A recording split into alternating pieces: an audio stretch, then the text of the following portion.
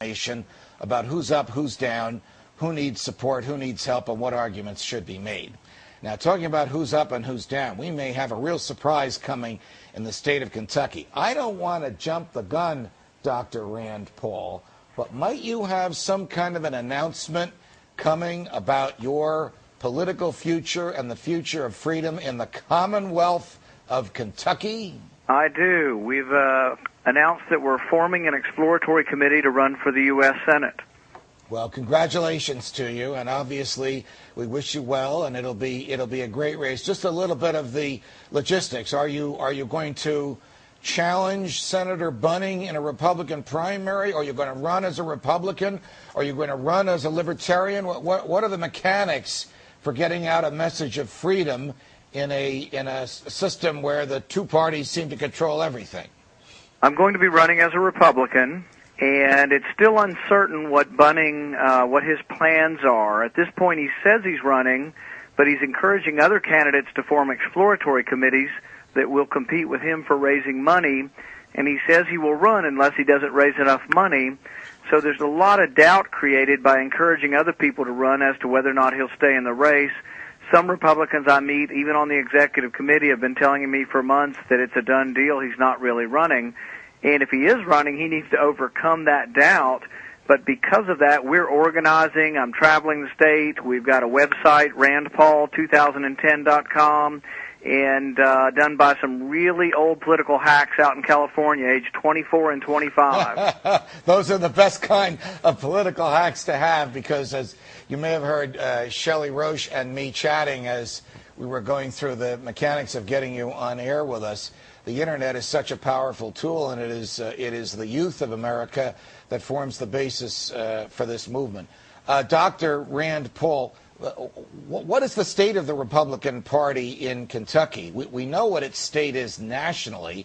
It's extremely minority, and to me, numerically minority.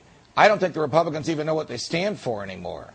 Well, the interesting thing is there's sort of a division in Kentucky the way there is in a lot of states. The leadership of the Republican Party went along with the bank bailout, but if you were to do a poll of the Republican primary electorate, I think you'd find out 80 to 90% across the country, and particularly in Kentucky, would have voted no against the bank bailout.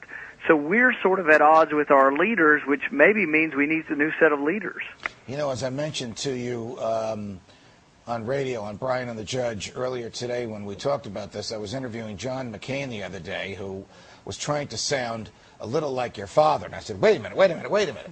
Surely you remember September of 2008 when you suspended your campaign and flew into Washington supposedly to address the financial mess that the country was in.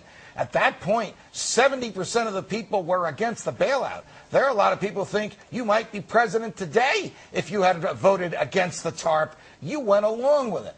Well, when the President of the United States says there's a problem and he asks you to do it, you got to go along with it. I said, wait a minute. The present President of the United States wants to borrow trillions and you voted against that. Is there any difference between a Republican that wants to borrow trillions and a Democrat that wants to borrow trillions?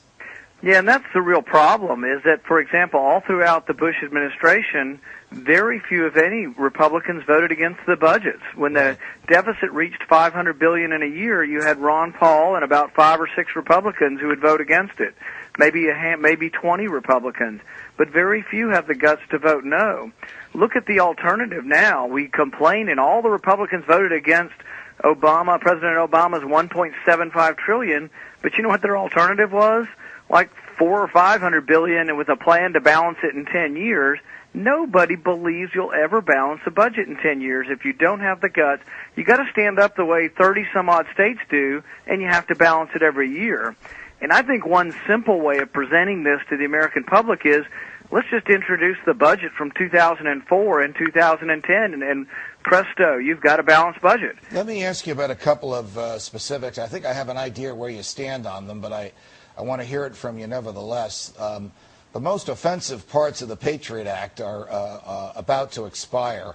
The most offensive part of the Patriot Act, that which allows federal agents to write their own search warrants without having to present probable cause of a crime to a judge will expire at the end of this year. So even if you run, wouldn't be in the Congress by then, but it's an issue the Congress will be grappling with. Where do you stand on that? And the issue of closing Guantanamo Bay, where do you stand? That is, closing the prison camp for foreign detainees, not the naval base, but the prison camp for foreign detainees at Guantanamo Bay. Where do you stand on that? Well, I'm absolutely opposed to the Patriot Act, would have voted no on it, and would vote to sunset any provisions as quickly as we could.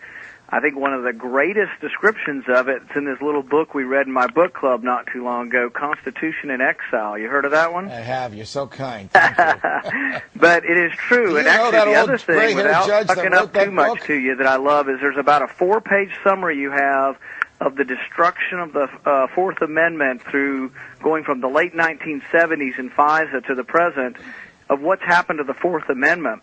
When I go to like a gun crowd, what I like to tell them is I'm here to support the Second Amendment, but you know what?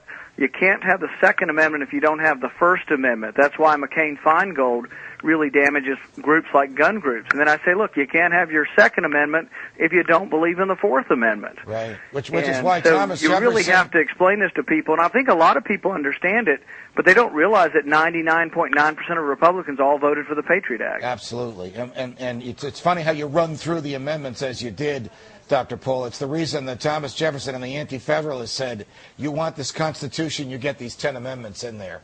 I almost called you Congressman because I spent so much time with your dad.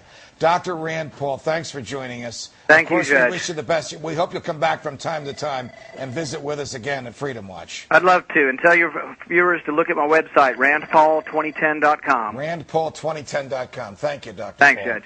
Pleasure.